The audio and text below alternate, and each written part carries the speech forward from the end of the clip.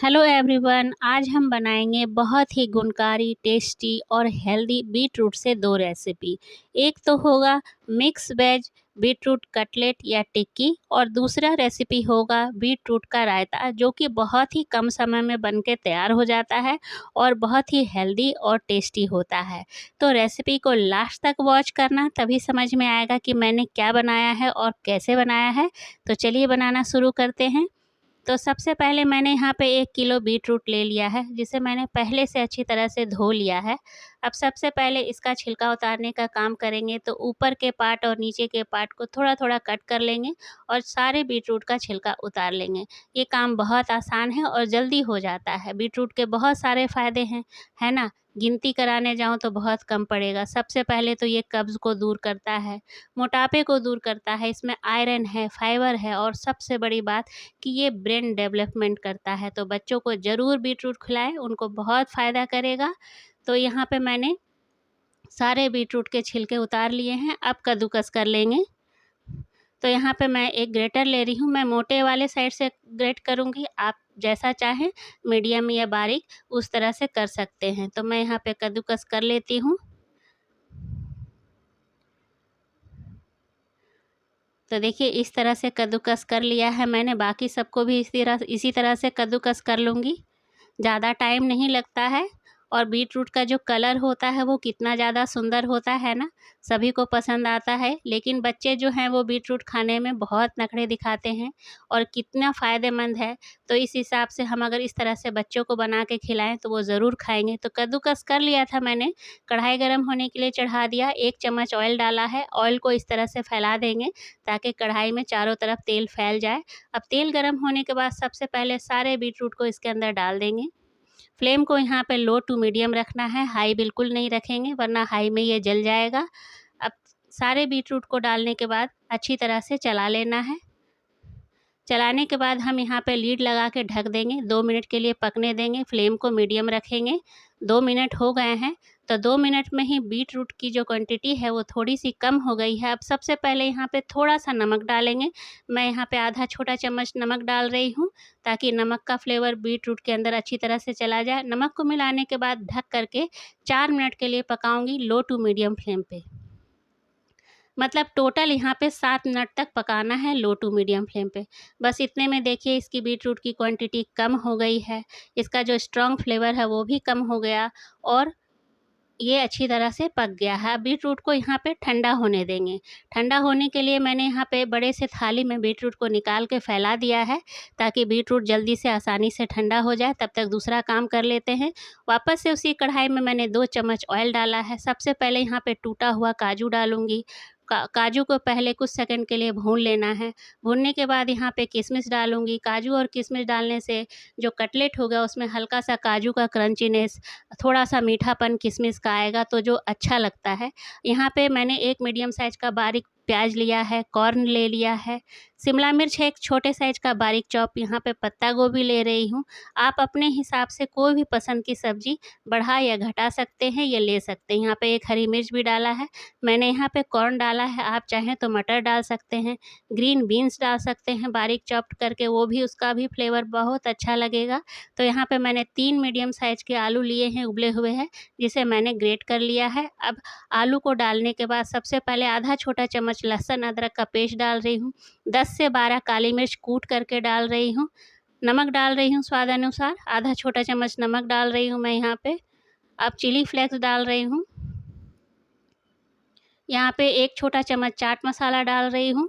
अब सबको अच्छी तरह से मिला लेंगे। अभी हमें ज़्यादा भूनना नहीं है, बस अच्छी तरह से आलू में सारे सब्जियों को मिक्स कर लेना है। बस 1 से 2 मिनट लगते हैं मिक्स करने में। ये हमारा अच्छी तरह से मिक्स हो गया है। अब आलू के मिश्रण को ठंडा होने देंगे।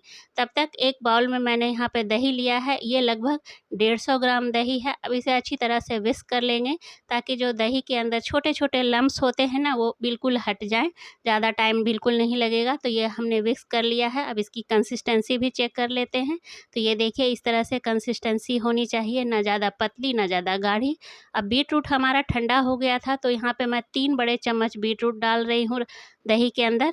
अब सबसे पहले यहाँ पे क्या डालेंगे, सफ़ेद नमक डालेंगे, यानी आधा छोटा सफ़ेद नमक डाल रही हूँ। ध्यान रखेंगे कि पहले भी हमने नमक डाला था। आधा छोटा चम्मच काला नमक, आधा छोटा चम्मच रोस्टेड जीरा और लाल मिर्च का पाउडर, हरा धनिया, बस। अब अच्छी तरह से मिक्स कर लेंगे। तो ये देखिए हमारा बहुत ही हेल्दी, टेस्टी और बहुत कम समय में बनके बीट रूट का रायता बनके तैयार हो गया है। ज़रूर ट्राई कीजिएगा, बहुत ही हेल्दी होता है, टेस्टी होता है। अब रायता को साइड कर देंगे। इधर बीट रूट तो हमारा ठंडा हो ही गया था, बाकी जो आलू और सब्जियों का मिश्रण बनाया था मैंने वो भी ठंडा हो गया, दोनों को डाल देंगे एक में। अब यहाँ पे मैं 4 चम्मच ब्रेड क्रम्ब डाल रही हूँ। तो यहाँ पे मैंने 4 चम्मच ब्रेड क्रम्ब डाल दिया। अब हरा धनिया डाल देंगे। अब सबको अच्छी तरह से मिक्स कर लेंगे। अगर 4 चम्मच ब्रेड क्रम्ब में आपका मिश्रण गीला लग रहा है तो आप ब्रेड क्रम्ब की मात्रा और बढ़ा सकते हैं, या फिर कॉर्नफ्लावर डाल सकते हैं, या फिर चावल का आटा डाल सकते हैं। यहाँ पे मैंने 4 चम्मच आटा लिया है, उसमें थोड़ा-सा नमक डाल रही हूँ। आप चाहें तो यहाँ पे मैदा भी ले सकते हैं। अब थोड़ा-थोड़ा पानी डाल कर के एक पतला-सा घोल तैयार कर लेंगे। इस घोल में टिक्की को हम डिप करेंगे ताकि जो ब्रेड क्रम्ब ऊपर से चिपकाएँगे तो वो चिपका रहे, इसीलिए घोल तैयार करना बहुत ज़रूरी है। तो इस तरह थोड़ा-थोड़ा पानी करके एक पतला-सा घोल तैयार कर लेना है, यानी स्लरी तैयार कर लेना है। तो देखिए चम्मच पे इस तरह से निशान बन जाएँगे, तो आप समझना कि आपका घोल अच्छी तरह से तैयार हो गया है। तो अब इसको साइड कर लेंगे। अब अलग से एक प्लेट में ब्रेड क्रम्ब ले रही हूँ, ताकि ऊपर से टिक्की के ऊपर कोटिंग लगाया जा सके, जिससे जो हमारा जो टिक्की है और ज़्यादा क्रिस्पी बने। अब यहाँ पे टिक्की बना लेंगे। आप चाहें तो यहाँ पे सिलेंडर शेप भी दे सकते हैं। आप अपने हिसाब से छोटा, बड़ा या मीडियम कर सकते हैं। अब आटे के घोल में इस तरह से डालेंगे, फिर ब्रेड क्रम्ब के ऊपर लगाएँगे। इस तरह से अच्छी तरह से कोट कर लेंगे ब्रेड क्रम्ब को चारों तरफ टिक्की के ऊपर। तो ये देखिए हमारा टिक्की बन के तैयार हो गया है। अब इसी तरह सारे बना लेंगे। इधर मैंने पैन चढ़ा दिया है, पैन में तेल डाल दिया है। तेल को अच्छी तरह से गरम करेंगे, फ्लेम को मीडियम रखेंगे। तेल यहाँ पे मीडियम गरम होना चाहिए। तेल हमारा गरम हो गया तो एक-एक करके सारे टिक्की को इसके अंदर डाल देना है। फ्लेम को मीडियम ही रखेंगे, हाई भी नहीं रखेंगे, लो भी नहीं रखेंगे। अगर लो रखेंगे तो टिक्की जो है हमारा सारा तेल अब्ज़ॉर्ब कर लेगा, और हाई रखेंगे तो ऊपर से जल जाएगा। तो बस इस तरह से टिक्की को हम पलटते-पलटते अच्छा-सा कलर दे कर के फ्राई कर लेंगे। यहाँ पे मैं शैलो फ्राई कर रही हूँ, आप चाहें तो डीप फ्राई भी कर सकते हैं। तो ये हमारा टिक्की बन के तैयार हो गया है। अब अलग से बर्तन में निकाल लेंगे।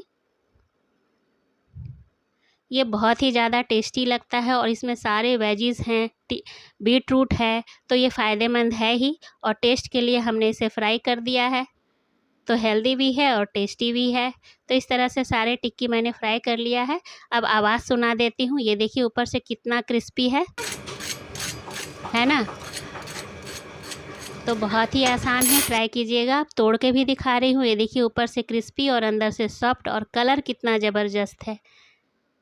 तो ये हमारा बीट रूट का मिक्स वेज टिक्की या कटलेट तैयार हो गया। आप प्लेटिंग कर लेंगे।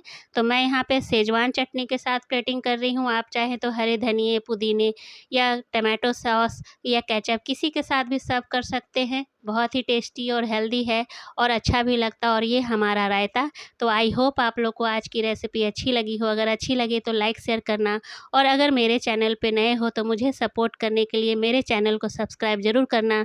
मिलती हूँ अगले रेसिपी में, तब तक के लिए टेक केयर, बाय बाय।